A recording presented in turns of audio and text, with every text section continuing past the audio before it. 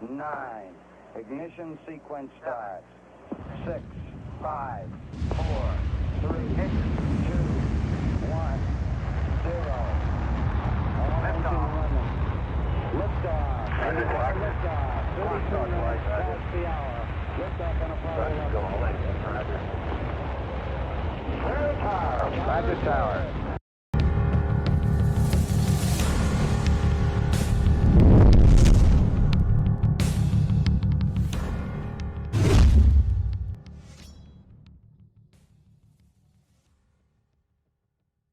Welcome to the Alien Pro Podcast. It's April 12th, 2025. I'm Doug. Joining me today is Korey, Elder, Brent, Alysse, and a special guest, Karl Grossman, who's an experiencer. He's here to tell us his story, and we appreciate you coming, and let's have it. Thank you for the invite, Doug. Sure. Okay, well, we'll just start off as it happened. In July of 1986, I bought my first new car, silver and black Plymouth Horizon, and I decided to take a trip somewhere I'd never been before. A lot of my friends encouraged me to go to Yosemite. My first time there was a solo drive in my new car.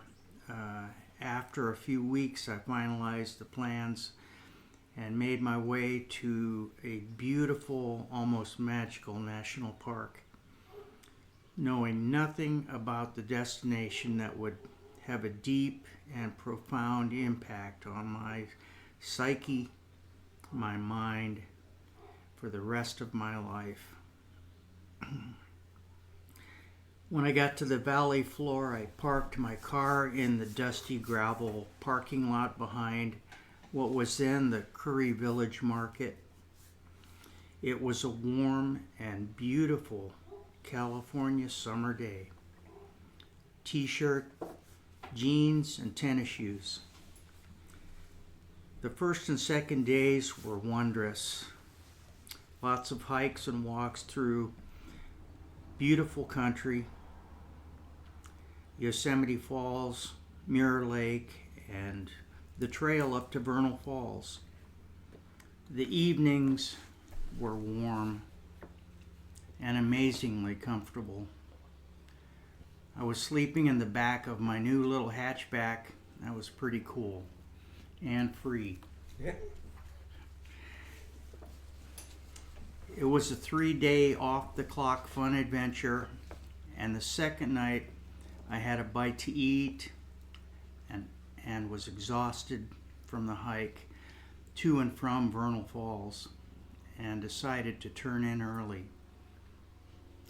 It was just getting dark, probably 8 o'clock, and I pulled the rear hatch closed, took my tennis shoes off, rolled up my jean jacket for a pillow, and drifted off to sleep. At some point that night, I had what I thought was the most vivid, realistic, and startling dream I'd ever had. But I kept thinking, it wasn't a dream. This really happened. I'd say yes, no. It was too real. The kind of real that you'd think, this really happened. But it couldn't have. Just not possible. I remember getting out of the rear hatch of the car that night. It was dark and I didn't see or hear anyone. I saw a grove of redwoods and pines and headed towards them. One particularly large tree in front of me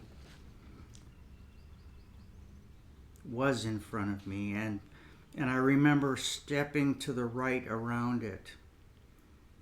Its bark was rough on my hands, and the roots stuck up out of the ground like large fingers reaching out to hold on.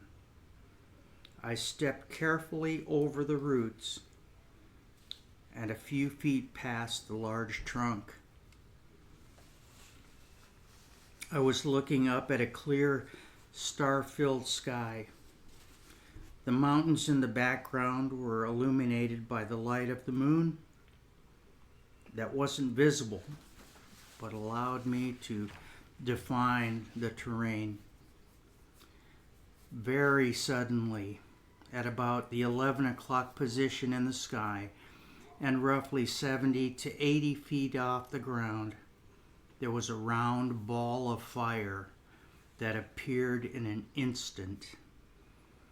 The flames that came off of the fireball came off and rolled over back into it as if being drawn back into it by a heavy gravitational pull. Within what felt like seconds, after seeing this bright yellow, orange, and white ball of fire, it moved about the distance of its diameter that I guessed was about 30 feet to the right. It immediately became a smooth silver gray orb. About 1/3 of the way down from the top was a dark band around the orb. Inside this band were black, round-cornered, rectangular shapes. At the time, they seemed to me like windows. Around these black areas, a band of pulsing lights in different colors: blue, red, green, yellow, white. They danced on and off in what seemed like a rhythmic procession.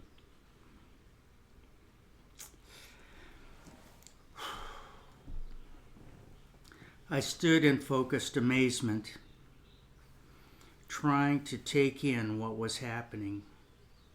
The orb made no movements. It didn't spin, and I wasn't aware of any sound from it other than possibly a light humming noise. Very suddenly, I was surrounded and engulfed by a shaft of bright white light. Had I been able to extend my arms away from my sides, I could have reached outside of the beam.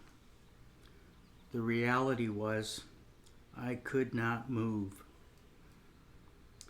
I was aware of a distinct warmth that ran deep within me, and I had an overwhelming feeling of peace and security and serenity. It was like being in the hands of a loving God and everyone who loved and cared about you all at the same time. That feeling was never duplicated for me in this lifetime.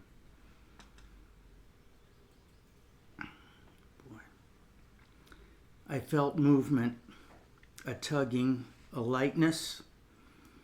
As my eyes focused downwards, I realized I was no longer standing on the ground, and I could see I was being drawn upward into the beam of light.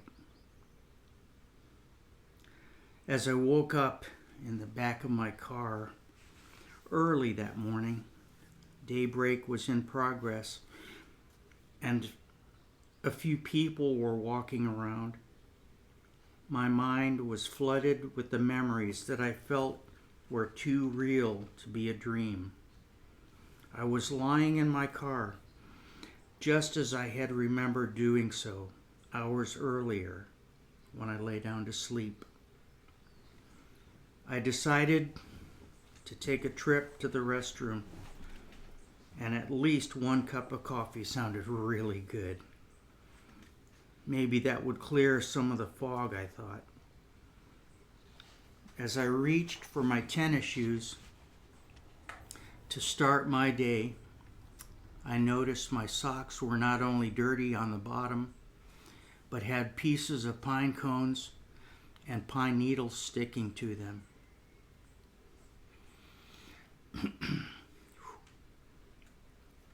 Fast forward spring 2019.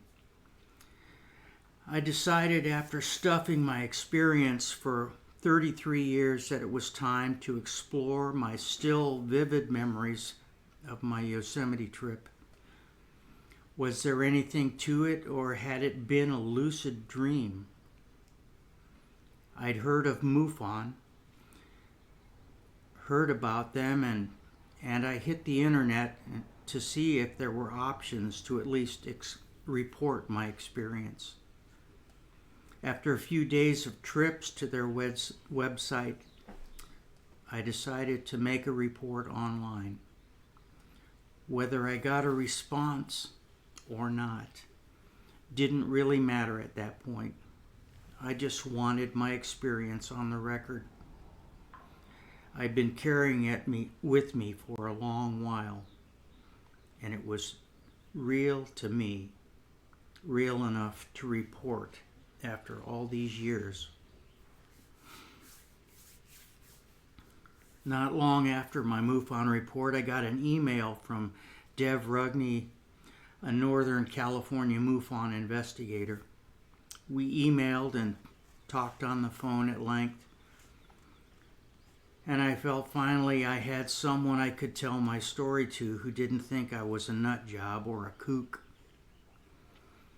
I'd lost friends and family members after sharing my story with them. Dev sounded interested in helping me sort out whether I remembered something real. And there were many times that I questioned myself about the reality of what I believed to be a true experience. Or was it a lucid dream? Or was some physiological or psychological problem manifesting itself? I had a battle raging in my mind. Learning the truth about my excursion to Yosemite was at the top of my bucket list. I quickly came to the conclusion, it's not a tumor. Deb found something to hang on to as I told her my story. Her many questions and responses encouraged me to pursue and find the truth behind my experience. The following year, I gave her permission to use my story and name in a book she was writing about the most significant investigations in her 16 years as a Northern California MUFON investigator. I finally was feeling a scotch of validation and relief regarding the luggage I'd been carrying for far too long. Dev recommended, if I were interested in pursuing things further, to make an appointment with her friend and associate, Lori McDonald. Lori is well established in Sacramento and a well-known figure in the field of regressive hypnosis and other related studies worldwide. I was open to any possibility of finding answers, although I didn't think I could be hypnotized. I was skeptical, to say the least. Before our first session began, I quizzed and questioned Lori, and I expressed my skepticism. She asked, "When you watch an action movie, do you move around like you're in the movie?" I said yes. And my wife, who was present at the session, gave a hearty second to that answer.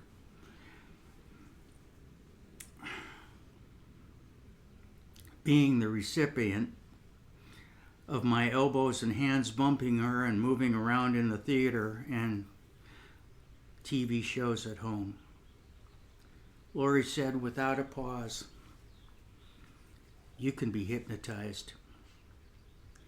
During our first session, the reality that the skills of a trained hypnotherapist can have on a receptive patient became very apparent, and there were more sessions over time that reinforced those abilities to reach into the mind's eye and a person's hidden memories. In the midst of noticing that my warm, peaceful ascension was nearing the stationary orb-like ship, I became aware of 3 small humanoid-like figures floating around and above me. The word guides crossed my mind. Upon nearing the silvery ship, the bottom opened like the iris of an eye, and I entered a grayish interior with no visible seams, bolts, or rivets of any kind. I could tell it was an orb shape from the inside shape of the walls. There were curved support beam-like structures supporting the outer skin of the ship, but everything blended into the smooth, seamless, monotone gray interior. I found myself lying on my back on a table-like structure whose base looked like it grew out of the floor. I couldn't move anything except my eyes. There was a light shining on me from above and behind my head. Somehow I knew it was a round light fixture with multiple colors, but white was the predominant color. It illuminated the area where I was and allowed a source of light for me to see some of the area beyond my examination room. The presence of someone at the head of the bed was palpable. That feeling was realized when I saw the movement of one 3.5 to 4 foot tall, small gray alien, not walking, but floating down my right side to the foot of the bed I was lying on. As he turned to face me, I became aware of one on each side at my shoulders, and I was terrified.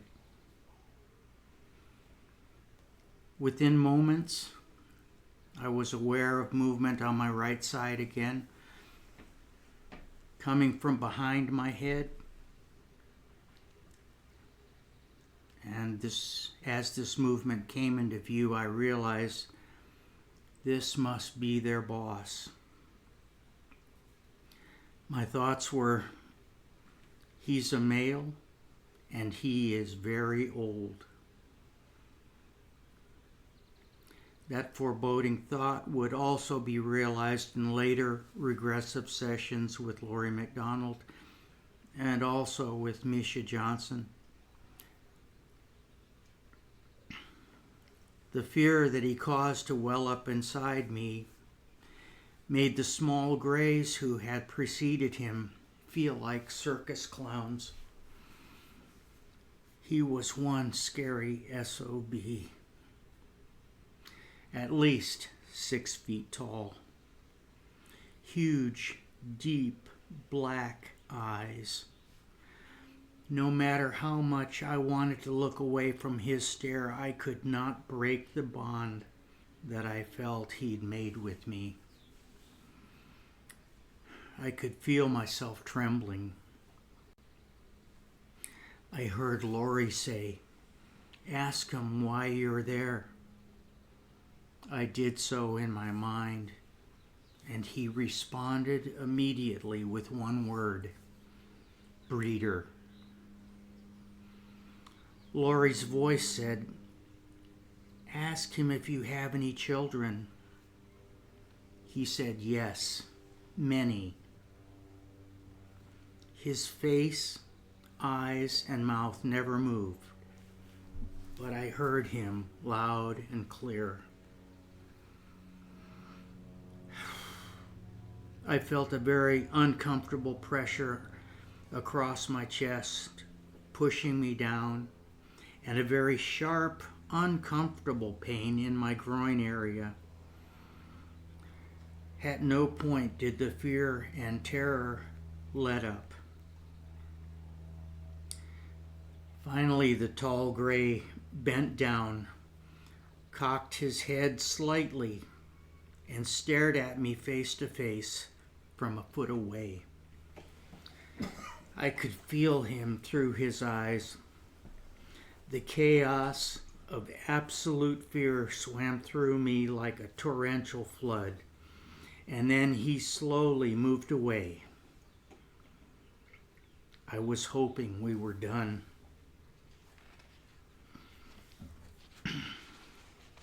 I remember looking up at the ship as I left it and noting the iris-type opening quickly shrink closed, leaving the gray orb floating silently behind me. I recall seeing the back of my car as I returned from the grove of trees and crossed the parking lot. I wondered why the rear hatch was unlocked and partially open. It was still dark. I got in, closed the hatch, and went right to sleep.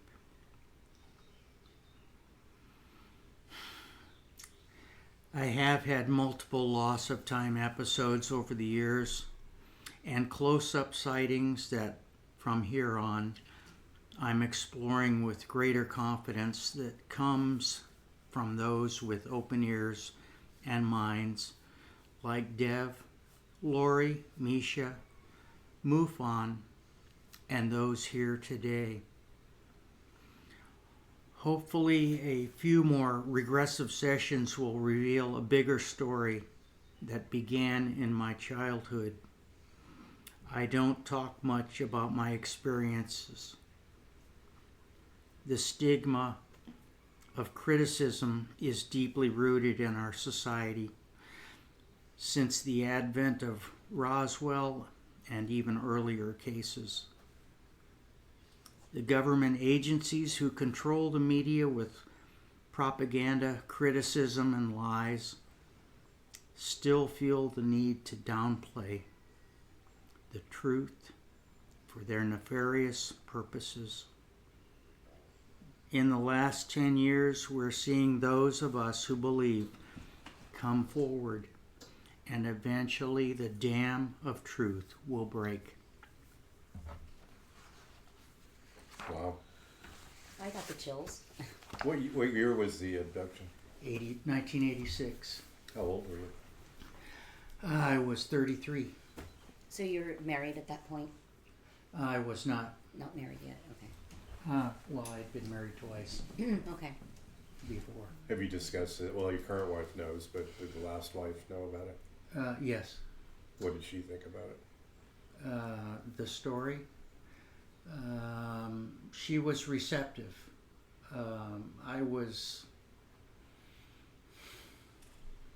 I hesitated telling her, but then as we grew closer over the years, I let it out, and then I shared my notebook,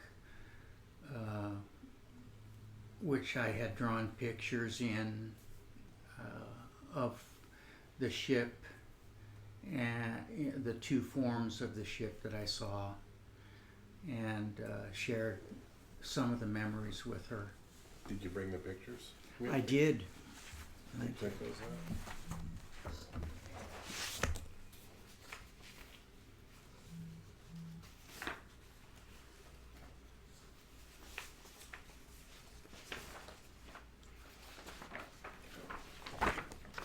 He is one scary SOB.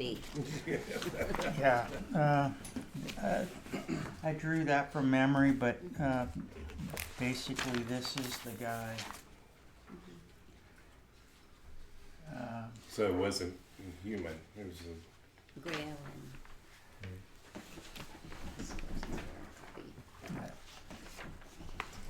So he didn't have anything on, like a suit or something. I like didn't. That, or? I only saw him from maybe the waist up. That's interesting. Yeah, I don't like that guy. No. And when you said he spoke when he was answering questions, obviously it was telepathy because you said his mouth didn't move. But what was his voice like?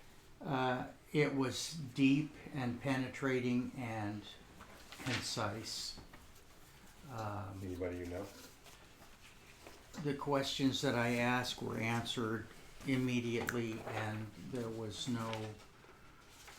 It was as if he anticipated what I was gonna ask. saying and had the answer prepped He was already. reading your mind. Yeah. Yeah. Some of the things he said Did you feel safe? very similar Huh? Did you feel safe? experience. When I was in the ship, People had that experience. I was scared to death.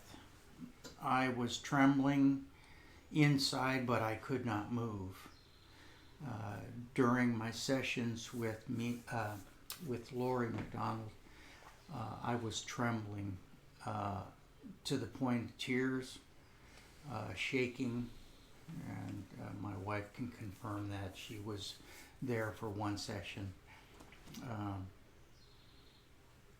It was hard for her to take in because she knew what I was going through inside in my mind. What was your experience? You had another experience when you were young as well? Yeah, at some point I'll share the recording that I have from Misha. Okay. She, I was taken at a very young age, had a traumatic childhood, taken from my parents,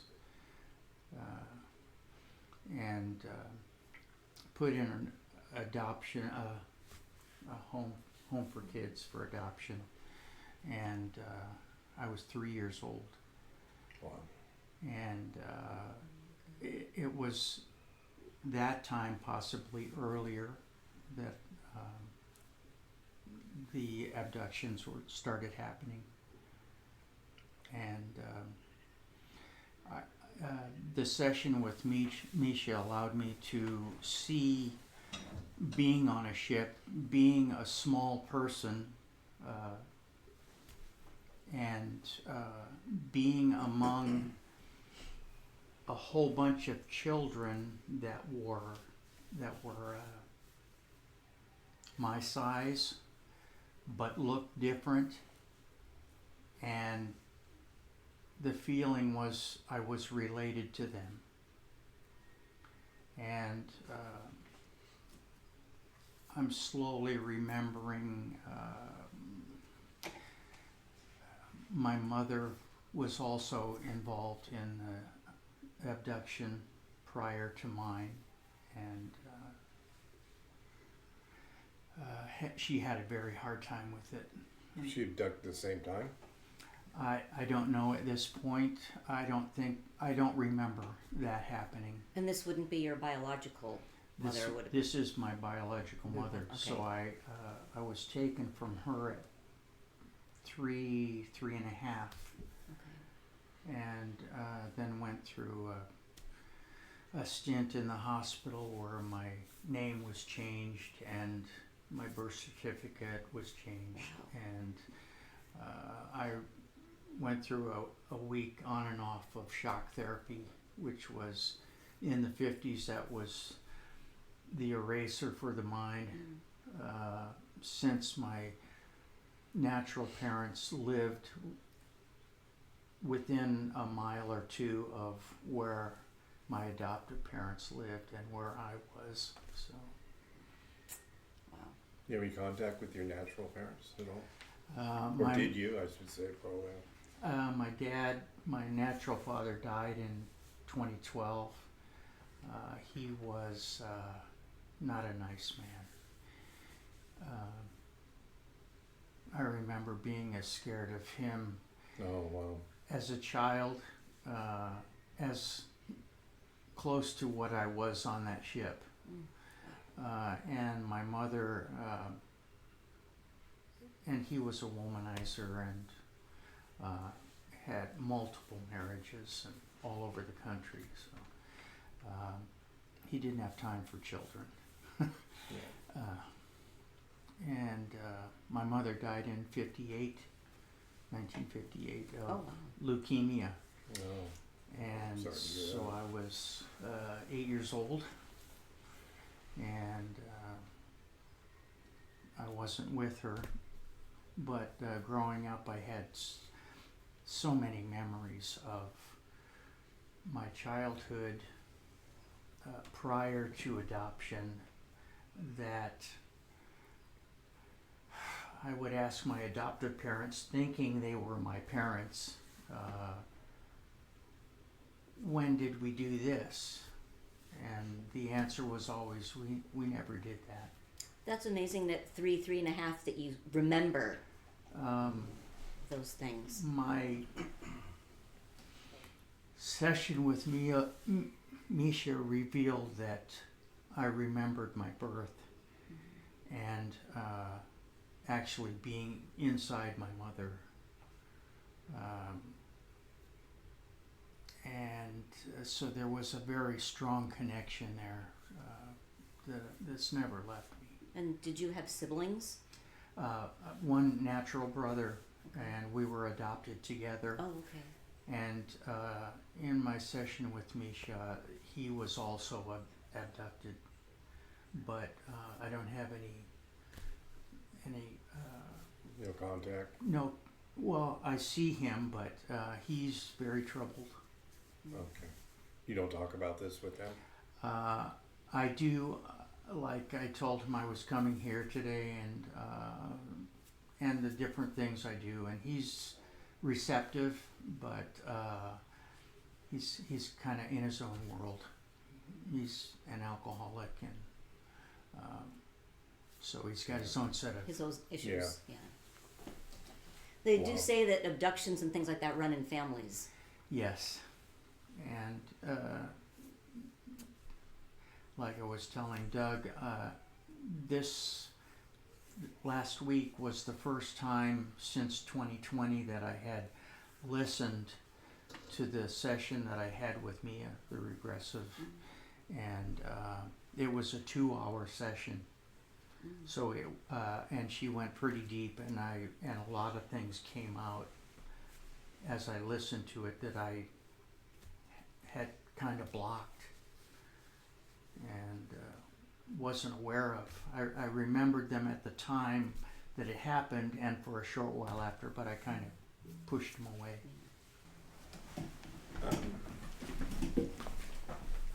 Sorry. This is the second You guys time. want This is Hang really on. interesting. This is what you described here. Yeah, the flames came off of it and then rolled right back into it.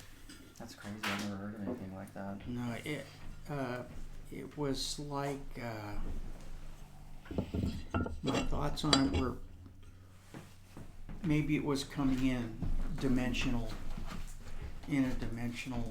or And that's how it was like entering. yeah. Like a transition kind of thing. Yes. Yeah. Were these were they like windows? That was my original thought, and then I have heard Bob Lazar and numerous other people talk on the subject, and Bob Lazar's response was the windows, which are actually, Kind of like the sport ball Like on the this. top, like a navigational kind of thing. they are navigational guides for the ship, Interesting.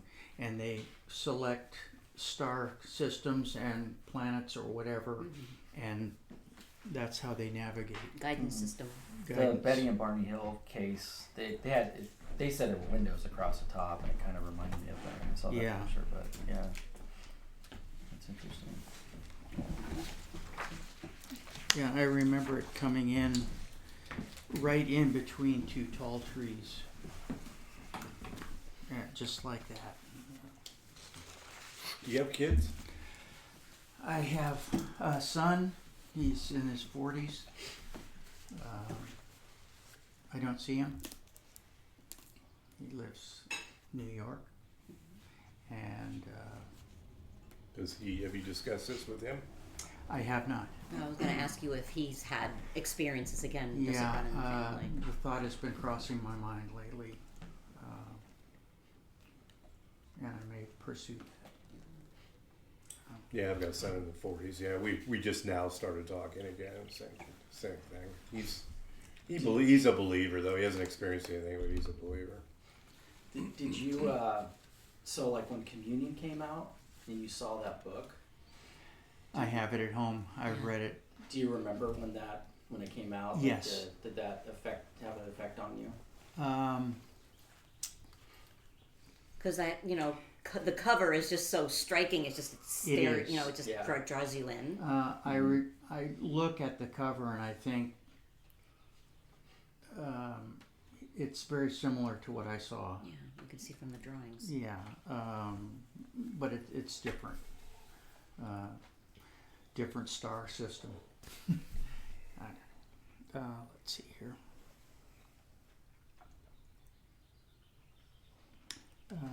So this is the second time I've heard you tell your story, and I still got goosebumps the second time.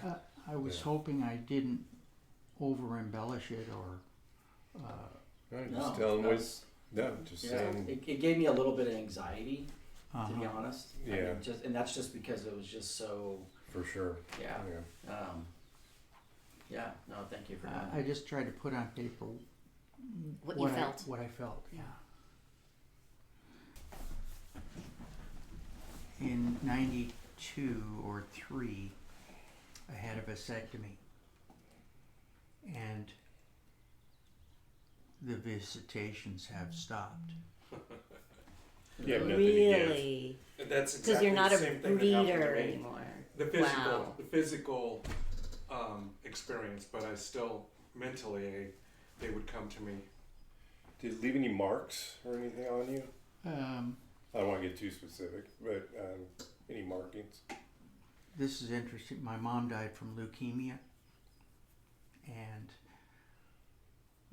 my blood type is A negative, which is significant Yeah. to experiencers. Right.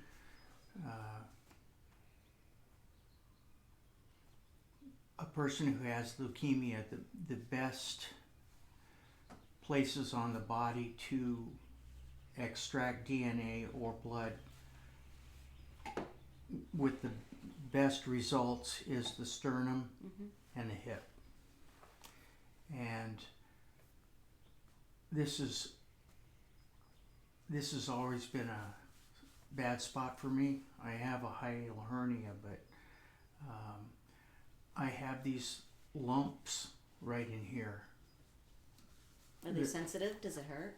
They don't hurt at all, Okay. but they're like little balls, like Like a little cyst or a lipoma? yeah.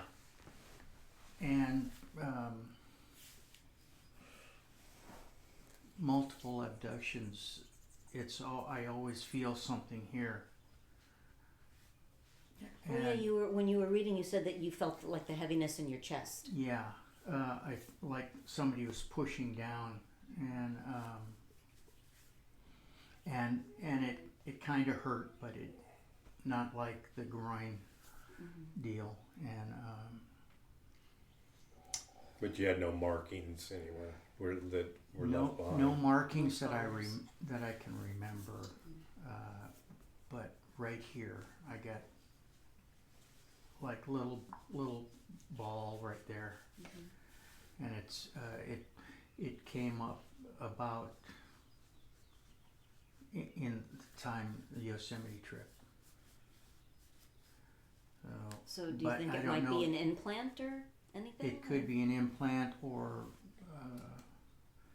they missed with the needle, or I don't know. Who knows? I'm Yeah. open. So you've had experiences since then. How often does it?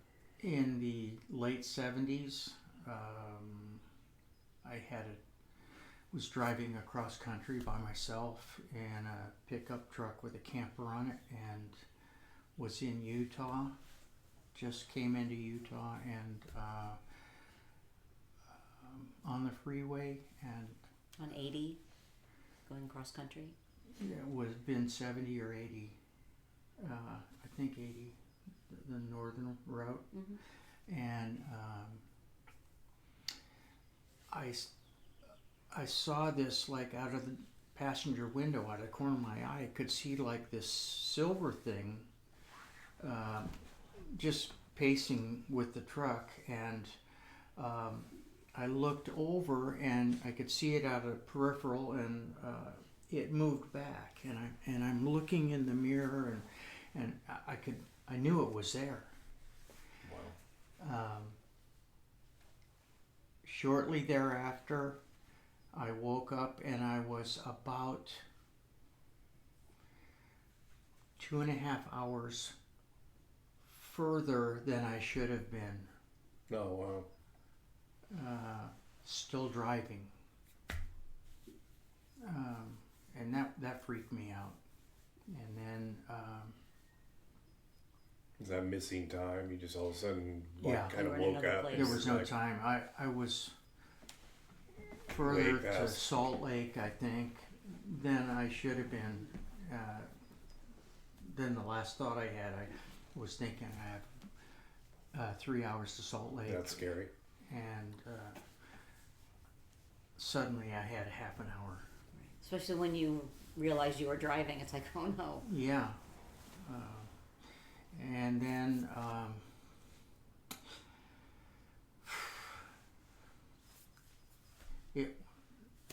my experiences didn't stop, because in about 1996, 97, I was in my room. I was doing a prayer time, kneeling on my bed, and I thought I fell asleep, but when I woke up, it was 7 hours later, and I was still in the same position. Oh, wow. 7 hours is a long time. Yes. And it just, that freaked me out. That would freak me out. Yeah. Yeah. Were the beams, were they pretty consistent through each experience? Like the smaller ones, and then you had the larger one that's kind of. Twice I remember a praying mantis I was present. gonna ask you about that. Ooh. Yeah. Yeesh.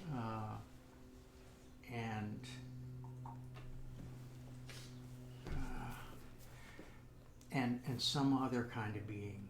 Oh, in the recording with Misha, I'm on that ship, and I'm on a ship with a bunch of kids around me, my size, but they look different, and I'm fascinated. I'm looking out windows like this, and I'm looking at the stars and planets go by, and it was just amazed me. And I mentioned that a number of times, and then I said,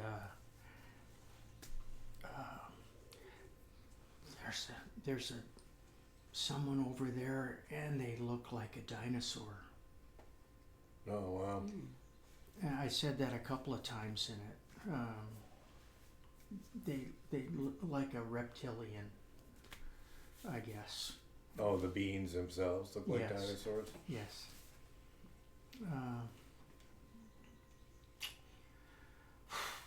I got to dig deeper. I want answers. Sure. But yeah, it's You are you religious? very. I lifetime musician, and No. Musicians a bit too bad Matt's not here. I always give him a like. Because he's a guitar player. Yeah. I mean, I'm a musician too. I play a little guitar, piano, I sing in choir, but I've never had an experience. They say musicians are a lot of musicians. Not musicians. open Are to some typically reason. are experiencers. yeah. Interestingly, the missing time episode happened when I was 12 years. I played on the worship team at church, and that it was during that time that big missing time happened. So, Still go to church. No. But that foundation is there. So. It didn't prevent you from believing that. Yeah, I wrestled. I wrestled. That typically happens. Yeah. Yeah. That's why in my mind I'm going, no, it happened. No, it didn't happen. Yes, it was too real, and yet I didn't want to accept that it could be real. So, Well, you can imagine what an entire planet, if disclosure happens, a full-blown disclosure, Yeah. how, with the reaction of, that's one of the fears, that we're going to have people all over the world that are going to be having this struggle. yeah, You know, because those of us that are involved in the discussing the phenomena almost on a daily basis or listening to it, we know that we're not going to be. I don't think it's really going to be a shock. It's Right. going to be. We kind of always knew that it's there. yeah. It's just what kind of involvement is it? What kind of involvement And the is people gonna who go are on. really religious will struggle. that in Yeah. that's the big one, where the ones that are heavily into religion. And all the world religions. Yeah. Yeah. And they will all react differently, I think. My mom is very strict Catholic. I was born and raised Catholic, although I don't practice. She volunteers in church and everything, but she comes and visits me, and she totally believes we're not alone and UFOs are visiting, so that actually doesn't interfere with her religious beliefs. Right. But a lot of other people are just like, you believe in UFOs? You're nuts, I grew up like same way. My grandparents my grandma's still alive and she's still Catholic. But I remember my grandpa, when we used to see all these beings, my grandpa would always say, they're just their relatives from the other side. That was his answer. I was gonna question you with the kids, when you were inside the ship, were the kids kinda like in cages, or were they separated, or were they just Were you interacting with them? Yeah. They were all around me. I mean, I could reach out and touch any of them. Field trip. was it more like a field trip, or was it more like a That's an interesting question. I mean, it could have been. And then when they said breeders, what came to your mind? Like, breeder of them, or breeder of coming to Earth and helping breeding humans? My hybrids. my immediate thought was, and this was from the first or second session with Lori, they're taking either reproductive material or DNA from me and using it to make hybrids. At a young age. That was my thought. They're sampling certain people and getting whatever they need, whether male or female. In the case of my mom, I'm sure that they were taking eggs from her and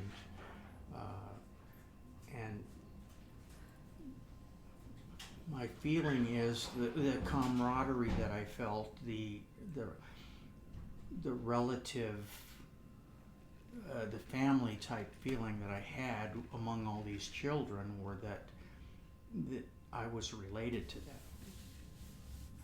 They were Brothers and sisters. brothers somehow. and sisters, yes. And you said that they looked a little different. So was it the typical where their eyes were a little larger, Yes, but basically human shape? humanoid shape, but their faces were different. Maybe some of their arms were Longer. spindly or longer, and they were wearing clothes. Which Oh, they were wearing clothes. Yes, Interesting. at least some of them were. I remember that. And when you put a bunch of kids together, how they start talking and goofing around. Was it like that, or were they just still and just like curious? It was. There was a sense of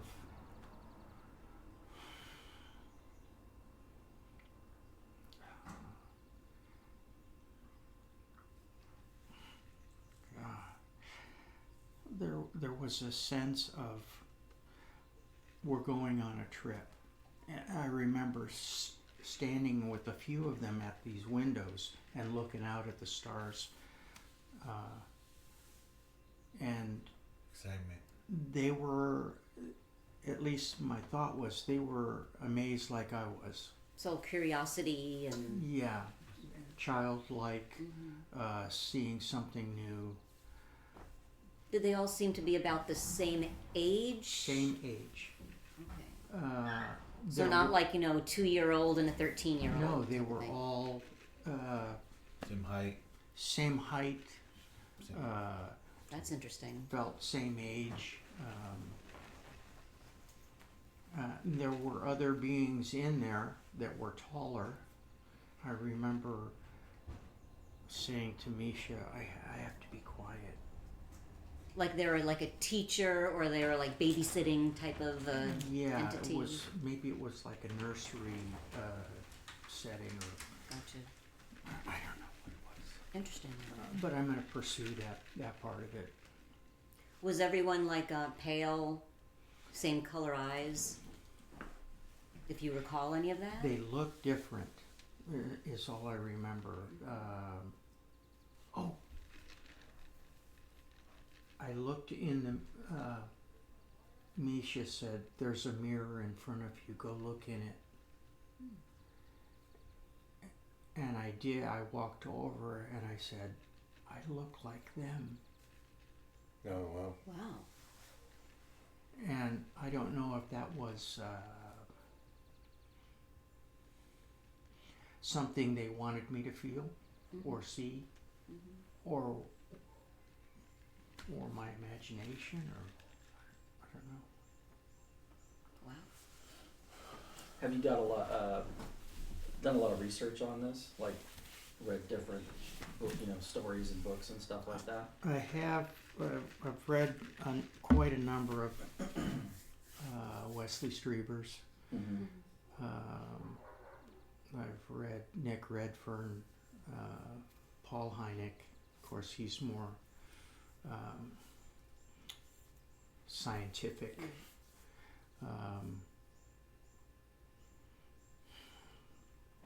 And a number of stories like this magazine series. The reason I was asking, there's one in particular, it's called Intruders, and I think it was the one that John Mack was involved in. Yes. But that story sounds very similar to yours. Really? Although it was a woman that was being abducted. She's written several books, I think. She's still writing books, I think. But just, a lot of the experiences with the children, very similar to what you're describing from what I remember, which is interesting. Yeah. Because not all of them talk about that part of it as far as the hybrids and everything. But she goes into a lot of detail about seeing children and missing time. That's kind of a big one, but it's kind of very interesting. And does she know that she's like they've taken her eggs or her? Yeah, she was the one where I'm trying to think the other guy's name. He passed away too. Bud Hopkins. So Bud Hopkins that originally was working with her, and he's the one that got, I think, John Mack involved with it. And he was like a Harvard, head of the Harvard. Oh, I think I saw a psychiatry. documentary with this. They had like the group of people, and they were all talking about their experiences. Yeah, and stuff. So he actually came out and put his career on the line, saying, this is something we need to look into. Regardless of what's going on, there's a phenomenon here. But they did there was a TV movie about it. I read the book back in the 90s. And then since I've seen her on like Jimmy Church and stuff like that, so I know she's still around. But yeah, she's a lot of detail if you want about that. And the first book was called Intruders, and I think she's done a couple since then. I haven't read What's her those, name again? It's I think it's Deborah something. I'll get it for you. I'll look it up for you. No, I know that I've heard her story, but I can picture it, but I can't. Yeah. I don't remember her name. Yeah, she seems really. I mean, she's very open to talk about it. At first, kind of like you, she's very reluctant, but I think over time as she's gotten like support, from people in the community, I think she's come out more. But her book is just so descriptive about kind of like what you were describing from, a child remembering these experiences and what she saw. And at the time they didn't make any sense, but as she got older, she kind of started, putting things together and, things like that. So something, could possibly look into. It's very fascinating. Yeah. Another question that I have for you: as you grew up, after your first abductions, did you feel any different from the rest of the kids in here on Earth? I always felt different. Type of way, form. Always felt self-conscious. Yet, I always felt different from other people. Like your kids, the age and at school and stuff. What's that? At school, did you Yes. the same age group here? Like, did you feel like you were different than them in any way? Yeah, and the trauma of the way I grew up. I had 3 adoptive mothers after my natural parents and fathers, and there was a lot of abuse, physical abuse and mental abuse, and that played into how I felt around other people, because I didn't feel normal. My life's not normal. So you had to struggle a lot more than the rest? Yeah, emotionally and mentally, yeah. Survival mode, in a way. Yeah. How were you in school? Were you a good student? Hmm? Were you a good student in school? No, terrible. I couldn't concentrate. I wasn't disruptive. I was quiet, but there was always that river that runs deep through you, and I was always in that flow at the same time everything was happening in reality. Do you feel like that now? Not so much. Not so much. You can concentrate a little bit more now? Yeah. And even the few times that I've told my story, I'm getting less and less. I'm still emotional, but Less anxious? less anxious, and I'm starting to feel more natural. There's also a lot more support, right, in the community. I feel UFOs isn't like a taboo subject anymore. There's so many people that are into it. It feels wonderful here. Yeah. It feels wonderful. Thank you. It's mainstream now. I mean the subject, but it isn't. There are certain people that are like, I mean, Debbie she's not a believer, There's still a lot of skeptics but out still, there. But still, it's like she doesn't say anything negative about it. She just says, it's not something that I necessarily subscribe to. Yeah. But there are people that are just like, you're batshit crazy. Yeah. You're and a that's the UFO problem. nut job. Yeah, a nut job like us. Yeah. But we believe. But it's you all lost good. you lost 2 friends, did you say? I've lost friends, numerous. From discussing they this. just, step back and Yeah, those And are you the know what? ones. They don't deserve your friendship. Yeah. You know. I'm sorry, but this is what I'm carrying. Right. This is what's inside me. This is my reality, and I didn't ask for it. I didn't make it up. It just happened, and. Well, you have to have an open. I mean, people should have an open mind. They don't, but you should. No, I hear a lot of everything. Like the tagline for the podcast is "Everything Weird." I've heard every. Not every. I'm sure I haven't heard everything because there's always something new coming up. But we've got a guest coming on and this is the second guest that I've had on that had. She's got pregnant 3 times. And in the first trimester, a reptilian comes and takes the fetus out. What? Yeah, and that's the second woman. I don't know if they've talked. I don't know, but it's weird. And they both have done it. both happened 3 times, and both on the first trimester, and both reptilians. And it's just, That story I was talking about, that one woman, I think she had, and this was documented, there was 3 miscarriages. Yeah. Yeah. And yeah, and so I mean that's like how they explain them. 3 is just a weird number because it just keeps well, there's coming up. 3 is, even in the diameter of the ships, I've heard it multiple times where it's always 30 feet or some, 27 feet. It's always. They've talked about it on Ancient Aliens, like certain magic numbers like 3 yeah, and 12. 3 is, there's something about 3s. Tesla 369. Yeah. Yeah. So, I think it's changing. I mean, you got people like Gary Nolan, who's he's huge in the scientific community, and he's come. As more people like him come out, I think it's going to change.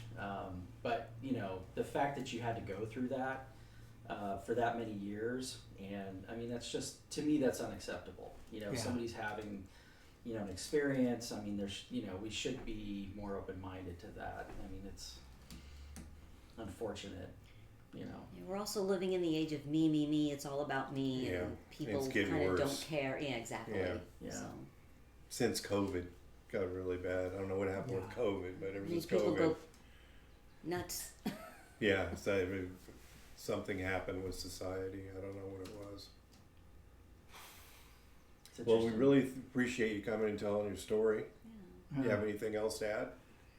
No, I got some thoughts rattling around there, but Well, keep us posted on any new developments if you have more Okay. sessions. yeah, I've been texting Lori, and I'm probably gonna go in.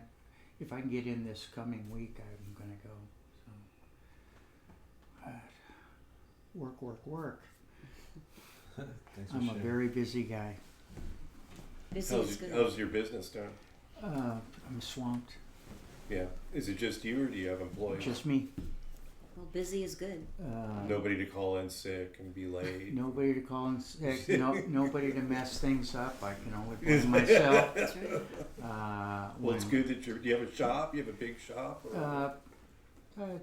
2-3 garage. What is it that you 2-3 do garage. again? I build rods, but All right. I also Okay. I work on any make, model, year of car, whatever rolls in, and whatever problem. I like the older cars. You can actually work on them. Yeah. They're not made of I plastic. open the hood of my truck and I don't even recognize anything. Yeah, they're all nuts and bolts. Yeah. That's all. Can you they- build me the Interceptor from Mad Max? I've always wanted one of those. That's a good project for you. Yeah. All right, well, let's wrap it up. If you don't have anything else, you have anything, Brent? I do have some questions for Karl. Let's though. do it. Well, I have questions, but I also have some things that I want to relate to too. So I'm an abductee or an experiencer. I kind of like the term experiencer better as well. There was a couple things that you had mentioned that I had either the same or similar experiences. One was the table that you talked about on the ship. Yes. I had an experience with that, being on it, not being able to move, but I could move my eyes. I've also had an experience when I was on the table that everything was not clear. Sometimes it was like foggy sometimes. Yes. I had that experience. I had the same experience where the inside of the ship was kind of a gray metallic. Yes. No nuts or bolts. Everything was smooth. I remember no edges. Everything was rounded corners. Yes. Had the same experience where there was a light source that was on me, but I couldn't identify exactly where the light was coming from, but it was on me. Mm-hmm. I had the same experience where it was grays, but it was 3 grays for me the first time, and then I've had multiple experiences, but I don't want to go into that because this is more about you, but No, that's fine. You'll get your own shit. yeah. I also had the same experience that after I was had a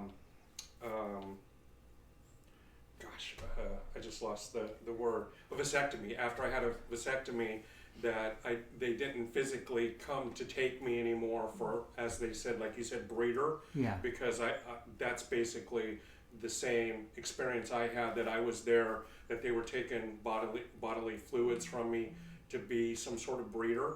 Yes. I never saw any children in my experience. Let's see, what was one of the other? Oh, I felt the light, where all the love that you said. Yes. When I experienced that, my whole body tingled. I could feel almost like every cell in my body, every little micro atom in my every body. part of you was aware. It tingled, and I felt pure, and I felt loved, and I felt warm, and I felt super healthy, and I've never felt like that ever since. And I miss that feeling.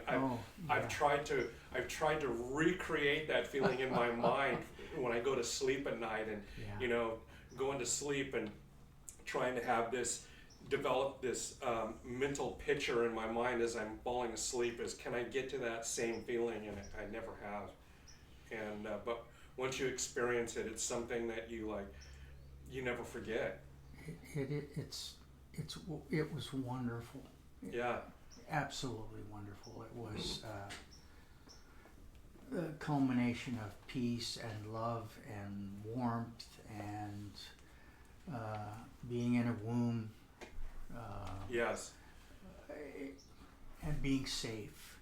So have you had any experiences, like when you go to sleep at night, anything like that you feel like they're communicating with you, or they're giving you any visions or anything in your subconscious? They're messing with me right now.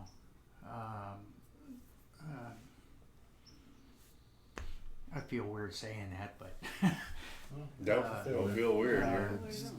So that was kind of like the second part of my experience, and this is something that I haven't talked to Doug about, is that after my vasectomy and they kind of stopped wanting me physically, they started kind of teaching me more about subconsciousness and talking to them through mental telepathy, and kind of like a connection,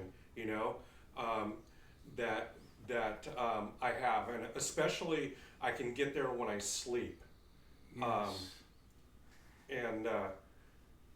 It's So it's kind of like the experiment is over, but now you're in another phase. exactly. Prepare. They're teaching you some things. now. Absolutely. They're done with me physically, Yeah. but not mentally. Yeah.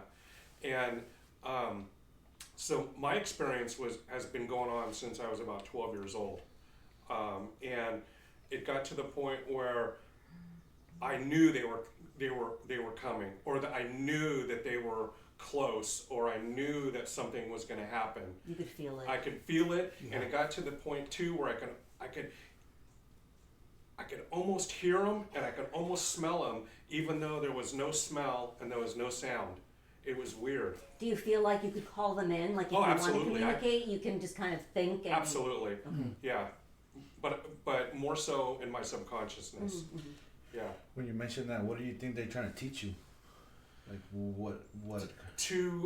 That humans need to evolve into having more mental telepathy and mental clarity, and that we need to unite as kind of one, and to just let go of our differences, religious, war, all that, because we're never going to get to where we need to be if we don't do that as a species.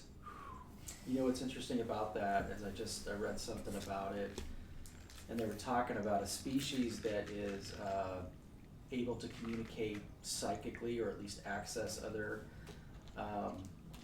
You have more empathy as a group. Oh, absolutely. Because kind of you have access to that information. You can automatically empathize with somebody who you know normally just speaking to, they may not tell you that they had a bad day or something like that. So it's interesting that you say that.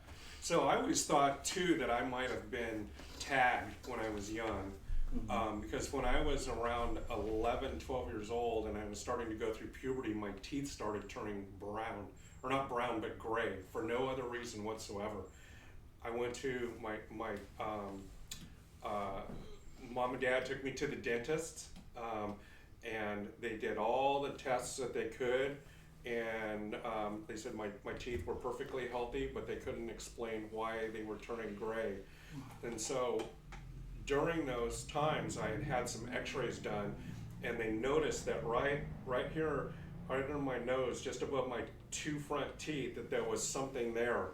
And one of the dentists said, well, you know, it's not uncommon to have a 3rd front tooth that never comes in. And almost like a little bone spur. yeah. But do you think that it was tracking or? So I just kind of just let them say, yeah, you know, have their own beliefs that, yeah, this is just something that happens in dentistry. Well, I got dental implants about 2 years ago, and they did x-rays for me, and they were showing me on the screen as they were talking to me about what they were going to do. And the lady goes, yeah, you know, you got something right here just above your front teeth. And I go, yeah, you know, other dentists have mentioned that to me in x-rays. I go, they've told me that it was a 3rd front tooth. What's your thinking on that? She goes, well, some people do have a 3rd front tooth that never develops and never comes in, but she goes, the likelihood of that is like 1% of the population. And I go, well, what do you think it is? And she goes, I don't know, I can't explain it. And so I had told Doug this when I had first came here, and he goes, yeah, if you ever go back there, see if you can get a copy of that x-ray. You know? I'd like to see that. Yeah, it's an implant. Although I never heard about implants here. Neither have I. You know, sometimes they're here or they're in other parts of the body, but I've never heard about anything here. Right. I mean, you could be one of those, you know, 1 in a bazillion that have Right. a tooth that never came in. I mean, who knows? Right. But with everything you've been through, Yeah. too much of a coincidence. And another thing that you said about the blood type, I'm AB negative, and for some reason I've always kind of, so this is what's weird about my experiences is that when I talk to people about it and I'm relating my story, I have a tendency to say that they're telling me this, and people are like, well, how are they telling you this? And it's like, well, I can't explain it. It's just I know it in my head. It's like they're telling me, and I'm hearing it, but I'm not hearing it. I know it without thinking about it. It's really hard to explain. They're putting thoughts instantaneously in there, and telepathy. You know. Yeah, exactly. Wow. So, yeah, it's kind of scary, huh? Your thoughts on Stephen Greer? You really want to know? Not a fan. I'm not a fan either. Not a fan. Not a fan. I think he's done a lot of good for the UFO community, but I think in the last He started off okay, but now it's caught up in the CE fight is selling it. You can get CE5 off YouTube now, but he started selling. Yeah, I listened to that. What is it? What was his inconvenience? What was his? No, it was. I know which one you're talking about. That's a good documentary. It was a great documentary. I loved it. And then at the end, tried to sell me his CE5 package. Yeah. You know what I mean? I'm like, you know, I don't know. I'm a little concerned about the calling up of these things. I mean, I don't know how you feel about this. You guys have experienced it, and I'm good with you guys doing it. Yeah. But us, you know, just I really feel I don't know what we're bringing in. We don't have the connection like they have. I don't know what it is we're bringing in. There's the hitchhiker effect, which isn't just a skinwalker thing. It's a bringing in the orb. You know, there's I just put something on my face. I found something on X or Twitter, and I put it on my Facebook where it's all these different ways to bring this thing, to bring orbs out. And oh, you mean mentally? Yeah, you like there's these noises and frequencies and they meditate to try to communicate with ETs, and he has photographs which are always, he has a lot of claims that haven't been backed up. That, like I said, he's done a lot of good for the UFO community, but I just think in the last 10 years or so, he's kind of gone off the rails a little bit. Yeah, he's becoming insignificant. He was way up here in the UFO community. Now he's been pushed, like we talk about. He's been pushed into insignificance. He's supposed to have terabytes of information. You saw the helicopter in the egg. I don't know if you guys. Yeah. That's. That was one. He said that was Jake Barber was his guy before he came out. I don't know why he didn't come out. He just doesn't. He doesn't bring them out. He just. that was after the fact. And Jake Barber's now on News Nation, and then now he's got his own show now. That. See. What are you? So are you a Stephen Greer fan? You guys? I was. It's fading. Mm-hmm. It's just. You don't have to agree with us. This is no. This is an open forum, and I encourage people to state whatever got opinion their they opinions, have. and no judgment. Like you said, it was good at first, and then it kind of fizzled. Yeah, it's fizzling. There's a lot of information out there, and it's right now it's super saturated. Yeah. The one I always go back to is Richard Dolan. So there's Gary Knoll and Richard Dolan. I always get them mixed up. Love Richard Dolan. Yeah, Richard Dolan is, in my opinion, the foremost premier UFO historian. Most and I met him at Contact in the Desert, just like Nick Pope, down to earth. You have a conversation with him. He's right there, eye contact. Yeah. Loves to talk about it. He's awesome. That's awesome. I like him a lot. Yeah. Crop circles. I don't know how they can be so intricate and and not be manufactured. Well, they had those two guys who years ago, those two engineers that said we did it with a board and rope, and I'm like, some of them are so intricate. There's no way you can do that in a matter of hours or overnight. I'm sorry. Yeah, it just doesn't happen. Some are fake, some are real. Yeah. The simpler ones, I could see someone doing that with boards and rope, but some of the real intricate things, I'm like, nope. No. I'm sorry, you just some of those are so super intricate. Yeah, it's crazy. Plus well, then how do you also explain that a lot of times they'll bring a Geiger counter and they'll read radiation and all this other stuff. And the camera's going dead and. Yeah. I mean, there's some kind of electromagnetic energy and other things happening within the crop circle. Exactly. Yeah, it affects the stalks in certain ways. Like right. They bend a certain way. Exactly. Right? Yeah. So I think there's a lot of hoax. I mean, it's just with the whole UFO thing. I think there's just a lot of hoaxsters, and you just have to kind of vet, the information that you're getting, and unfortunately, that drowns out, the human stories like yours, and you got the skeptics that are putting it all down, and that doesn't help any. Yeah, there's always those. And the flow lately of further and further back ancient civilizations and underground and all that it seems like there's a flood of that now. Yeah, are they from here? Maybe came from there. Yeah. Thousands of years ago, but even and they populated the earth, and then there was the flood. They went underneath the earth. There's all kinds of. I'm studying Shasta now, and Mount Shasta is a huge. I got the book from Neff, the author. He was on the Ancient Aliens episode. Yeah. So I got his book. I haven't read it yet. But, I'll show you the one I'm reading. It's a coffee table book. It's gigantic, but. It's like the Bible of Mount Shasta. Yeah, Mount Shasta and a lot of other sightings too. But it's huge. But yeah, there's a lot going on. The government is never going to tell us anything. No. So don't let everybody even waiting if for the disclosure government. happens, I don't think they're going to tell us everything. They may say we know there's stuff out there that we don't know what it's about, but I don't think they're going to say there's aliens running around. I've got a close friend that was he's retired. He was in the intelligence community, and we talk about it all the time. He's a conspiracy theorist too. It's kind of funny, but he says the government And he was actually a whistleblower about something non-related to those. But he says the government will never.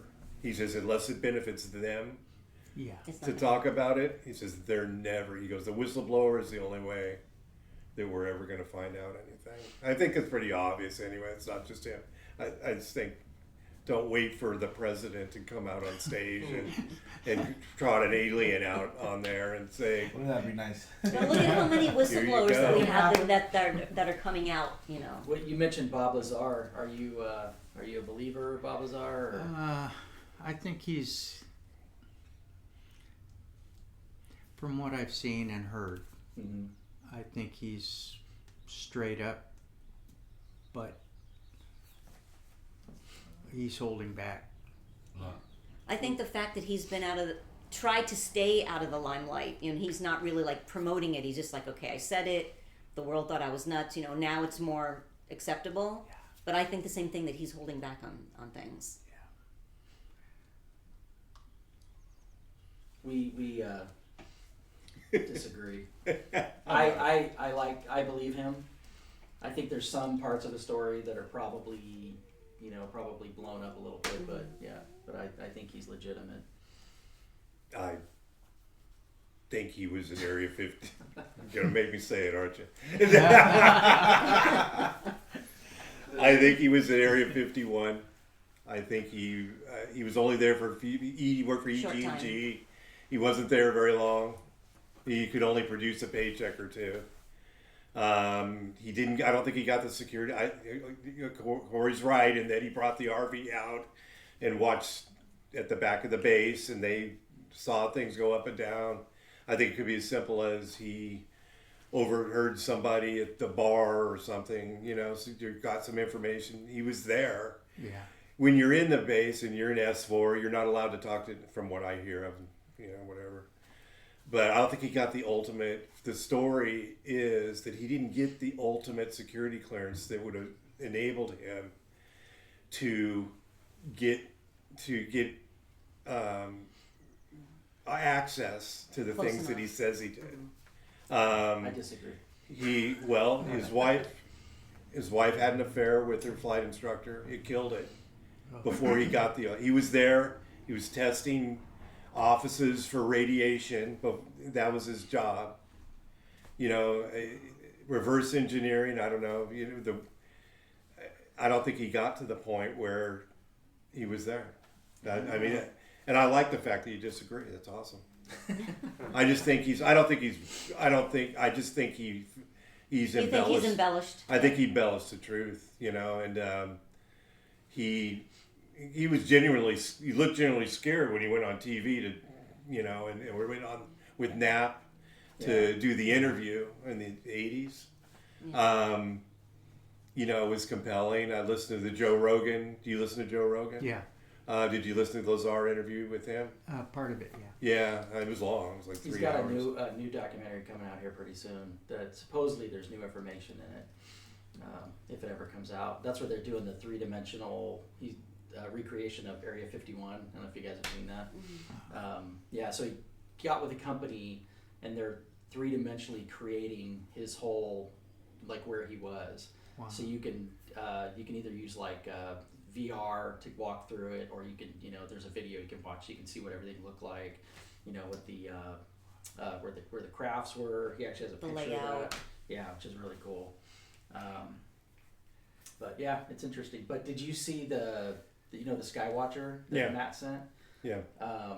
When Jake Barber was describing the craft, Yeah, it's the sport model. it was the sport model. Like he said, there's no wiring, there's no electronics. He says it's one solid piece. You got the drive system. Everything else is consciousness. That's how it moves that stuff. So I thought that was kind of interesting. Not to sidetrack us. Sorry. No, that's fine. That always dragged me into the Lazar story. I know. As reluctant as I want to not talk about Bob. Why do you guys think that they just don't come out and be like, you know what, we're here? How come the aliens just- Well, I think people have said that people who've been abducted or have had contact supposedly with aliens say that it's up to the aliens. The agreement is they're not going to let us know that they're here for sure until we're ready, whatever that means. Yeah. So we're ready. Does that mean not until we stop wars and stop fighting and we're more on a bring up our subconscious. Yeah. Who knows? If But they're that's what they say, waiting- that we're not ready yet. If they're waiting for us to be ready, they're in a I don't dry think we're well. ever gonna be ready. I know. We're I not feel like it's get going to be any better. forever. It gets worse every year. Whitney Totally. Strieber did an interview recently. I think I sent you that one. And he talked about that, and it's probably one of the most interesting things or explanations I've heard. He said that basically they represent the fundamental change of our reality, like beyond just, okay, we're not alone in the universe. He was saying that there's something to our existence that we're just not quite there yet. But that's basically what he was saying. He was saying his understanding was that it's just something that will just, I don't know if it's just that maybe our universe isn't real, it's a hologram, or like in a simulation. That's kind of what I speculate. But that's what he said, that's why they haven't released that information. So, Because whether that's... if we, for example, if we change things around, right? If aliens were humans and humans were aliens, one of us humans would be like, you know what? I'm gonna show up and tell them. One of us would disagree and not coming out and telling the humans. But to me it seems like they're just well behaved in a way. What's interesting about No one gets out of line and be like, you know what? I don't agree with you guys. I'm just gonna go tell the humans that we exist. they don't. I don't think they operate on the same plane of. I don't want to say They think emotions. differently, or- yeah, yeah. they don't care. They don't care. Emotions. I always say that I believe that they view us like we would run across a nest of fire ants, and do we care about what the fire ants think or are doing or anything? I We're don't just a think lab they experiment. They don't care. They're just like, but why are they doing this? I mean, why are they collecting, semen, and why are they collecting fetuses? And that's really compelling to me. I don't understand. Preservation. Yeah, are they extra? This is one we always argue about too. But extraterrestrial is are they us from the future? Is this what we look like when we? So you're going to hear all of the weirdness when you get here, Karl. Hey, everything weird. Yeah. So is this what we ultimately end up looking like? The guy. No, we'd be ugly in the guy future that if that's scared the case. hell out of you, and the little things that are flying around. Those things. The theory is the little ones are they're drones for the big ones. Yeah. They're just like Taking slaves. orders. Lack of a better, I shouldn't use the term slave. Excuse me. Robots. Robots or whatever. Synthetic or Yeah, so I mean that's a theory, but is it us from the future? Did we ruin things so badly that we can no longer reproduce or Well, if you look into it, like nowadays, like humans, we really kind of don't talk to each other. We just send messages. yeah. We don't. It's just getting there. We don't want to work. There's robots coming out. They're gonna work for humans. So eventually, just like in a way, we're getting there. we're more disconnected, Yeah, even though we're more. Yeah. We have more means of. Your kids rather text or talk on the phone? Your kids probably. My kids text. Yeah, yeah. I'm Same old with fashioned. mine. I'm like, if you need to get a hold of me, call me. None of this Yeah. texting or emailing crap, because I a lot of times I don't have my phone. If I go grocery shopping, my phone's not with me. Leave me. I've got things to do. You don't Call take me your if you phone need with you, man. I'd die of anxiety I if don't I like went around the emails, block too. without my phone. And they email me. I'm like, 2 or 3 days. I'll check it. Yeah, he doesn't check his email. Sometimes Don't all I have to email do is call Elder. me. They call me. I'm old school. You gotta call me. Some of my friends, I'm lucky because we kind of know. Let's just, if we have to say something, let's call each other. If you're going to email me, then it's something that's not important, and you're like, yeah, you can check that in 2 weeks. But like, I don't turn on my computer at home, and even like with my phone, I don't. It's like I'm not going to check my email. Too much trouble. I got things to do. I agree with you. But the kids now, it's like, oh my God, you take their phone away, they can't function. Mm-hmm. We're way off the subject now. That's okay. So how does that contact in the desert work? Is it like you bring like a trailer or something, or kind of like? I booked myself into the hotel there. Oh, okay. When I went last year, and I was gonna book myself in the hotel across the street because it was like $40 a night cheaper. And I said, Watch this out is for my dogs. first year. Okay. Let me just go. And I'm glad that I did it because it cost more, but. That way, if I'm downstairs and I want to go upstairs and take a nap or change my clothes, I don't have to walk across the street when it's 106 degrees out. Yeah. Okay. You know, so I think it's worth the money. You can just go up. Like, I didn't do the meal package because it's too much money. So when I get there, we were in an Uber. I was with Bob. And we stopped at Safeway, and I picked up some groceries. I got bread, cold cuts, milk. I brought Cheerios from home because that's my breakfast. And I saved myself a ton of money by just having food in my room. So it's like a convention center kind of thing? Yeah, it's a big hotel. Oh, okay. I thought it was like Burning Man or something. No, it's a big hotel, and then there's a big lobby and bar downstairs where everyone congregates, and then there's all these different conference rooms where I'm sure during other times of the year they rent them out for weddings and parties and things like that. But yeah, I've always wanted to go. I just haven't. I went last year for the first time. I thought it was fabulous, which is why I'm going again this year, and I'm excited because you're going to be there with your wife. So, and Deb is going to be there. Alien Con blew my mind. I've always wanted to do Alien Con. Is that San Francisco? Was that? Where's that Where one? was L.A. It was in L.A. and I think they're doing it in Pasadena now. And I stay away from L.A. Just What was the one Matt did in South San Francisco or something? There was, UFO Con. yeah. UFO Did you go to that? Yeah. Yeah, he met with one of our other MUFON members and another guy's on the show. Yeah. He went to that. Yeah, I'd like that one. I'll go to if it comes up. Well, that's easy because it's close, right? Contact in the desert, you got to fly to Palm Springs. But I think it's worth it because every night they have some event in one of the ballrooms, and Richard Dolan's there, Nick Pope, some of the big names. Not all of them go to those, but you walk up to them, shake your hand, you start talking. And Nick Pope, I mean, he's great. He's like, what are your thoughts on crop circles? Or let's talk about UFOs and what he really wants to converse and talk to you, and Richard Dolan as well, and That's awesome. it's great. Ben Hansen was there. He's going to be there again this year. He's fun to talk to. Yeah, he's Mark D'Antonio, Linda Moulton Howe, Caroline Korey, all of them. Yeah, like Randall, like some of the like Randall Carlson, I think goes to him, and I met Anthony Peake, who I'd never heard of before. I went to some of his lectures, and I got to talk to him several times during the conference every day. And he's from England, so he's got that accent, so cute. But he's just so much fun to talk to, and he's like, I won't remember your name, but I'll remember you next year when you come. It's just so great to talk to these people. And like Anthony says, look, I'm here, I can sell my books, but I'm not here to make money. I just want to, talk about my books and things and this subject, and, go save yourself money and buy my stuff on Amazon if you're interested. And I thought that was great, because everyone else has a little booth. And have you ever met Travis Walton? yeah, he was there. I met him, had my picture taken. I heard he Actually, was I'll show there, you yeah. pictures afterwards. Who else? Strieber.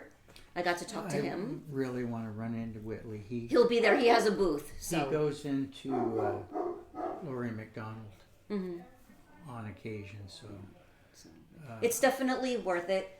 The registration's not that bad. Really, getting there, you take a Southwest flight is cheap. It's the hotel that cost. It's $179 a night. Now, if you have someone that you can, be a roommate with, like I'm by myself, so I got the whole cost. Yeah. But if you can go with a friend and you guys can share the cost on a room. we have a timeshare in Indio. Oh, that's close by. Um, So you can just, so we just use some points and yeah. Oh, good.